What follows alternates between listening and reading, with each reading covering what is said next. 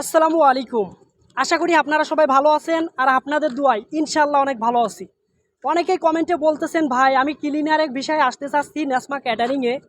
এখন যারা ক্লিনিং বিষয়ে আসবেন তাদের সুযোগ সুবিধা কীরকমের বা কত ঘন্টা ডিউটি বা আপনার মনে করেন যে নেসমা ক্যাটারিংয়ে যারা ক্লিনিং বিষয়ে আসবেন তাদের বেতন কত হবে এই বিষয়ে অনেকেই জানার জন্য মনে করেন যে আলাতুল কমেন্ট করতেছে, সবসময় খালি কমেন্ট করতেছে যে মনে করেন যে নেসমা ক্যাটারিংয়ে কত ঘন্টা ডিউটি বা আপনার মনে করেন যে সুযোগ সুবিধা কীরকমের যারা ক্লিনিং কাজে আসবে।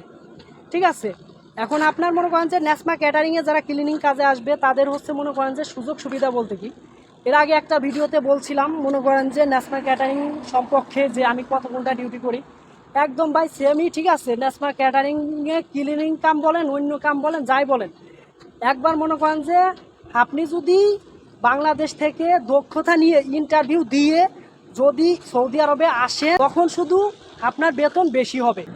হঠাৎ করে যারা আসবেন সৌদি আরবে ক্যাটারিংয়ে তাদের 800 রিয়ালই থাকবে। ঠিক আছে, নতুন অবস্থায় ক্লিনিং কাজে আপনি ক্লিনিং কাজে আসেন আর যেই কাজে আসেন আপনার মনে করেন যে ক্লিনারের কাজেও যদি আসেন, ঠিক আছে, আপনার অন্য কাজেও যদি আসেন, যদি ইন্টারভিউ দিয়ে বা দক্ষতা নিয়ে যদি না আসতে পারেন তাহলে আপনার মনে করেন যে বেসিক বেতন 800 রিয়ালই থাকবে। ঠিক আছে, আর যদি মনে করেন যে দেশের থেকে ইন্টারভিউ দিয়ে দক্ষতা নিয়ে তারপরে যদি সৌদি আরবে আসেন তাহলে মনে করেন যে আপনার মনে করেন যে 2500 রিয়াল মনে করেন যে বেসিকে আসতে পারবেন। ঠিক আছে, আপনার মনে করেন যে ক্লিনারের কাজে আপনার কত টাকা টোটাল আসতে পারে ওভার টাইম দিয়ে। এখন আপনার মনে করেন যে ক্লিনারের কাজে আপনার মনে করেন যে টোটাল আপনার 2 ঘন্টা ওভার টাইম থাকে সেম।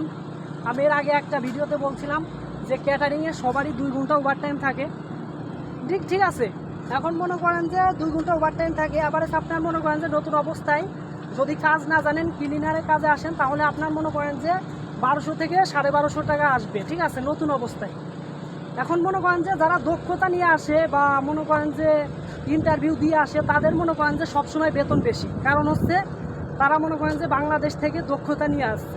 এই কারণে মনে করেন যে তাদের 2500 তারও বেশি হইতে পারে, কারণ হচ্ছে তারা মনে করেন যে ভালো পজিশনে কাজ করে। এই কারণে আমার মতো হঠাৎ করে চলে আসবেন দক্ষতা ছাড়া মনে করেন ক্লিনার অ্যাঙ্কন যে কোনো কাজে বলেন, এইখানে এসে যদি আপনার দক্ষতাও হয়, ঠিক আছে, তারপরেও মনে করেন যে আপনার সেই বেতনই থাকবে। কারণ হচ্ছে বাংলাদেশ থেকে যদি ইন্টারভিউ দিয়ে দক্ষতা নিয়ে তারপরে যদি আসা যায় তাহলে মনে করেন যে বেতন বেশি হবে।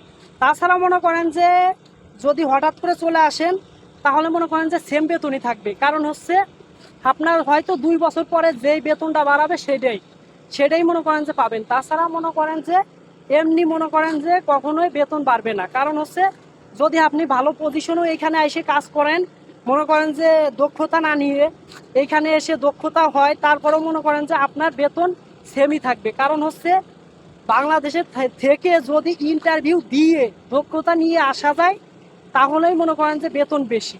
তাছাড়া মনে করেন যে বেতন কখনোই বেশি হবে না। ঠিক আছে, আর আজকে বেশি কথা বলবো না আপনাদের সামনে, কারণ হচ্ছে আমার ডিউটির সময় হয়ে গেছে, এই কারণে বেশি কথা বলতে পারতেছি না। আর অনেকেই বলে যে আমি কিভাবে ভিডিও করি। এখন আমি মনে করেন যে ভিডিও মাঝে মাঝে করি কিভাবে, যে সময় খাবার টাইম দেয়, ঠিক আছে, সেই সময় হঠাৎ করে মনে করেন যে সে একটা ভিডিও করি।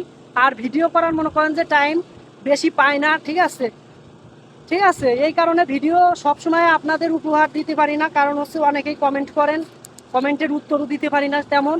ঠিক আছে, তারপরেও চেষ্টা করবো ইনশাল্লাহ। আজকের ভিডিও বেশি বড় করব না। আপনারা সবাই ভালো থাকবেন, সুস্থ থাকবেন। আল্লাহ হাফেজ।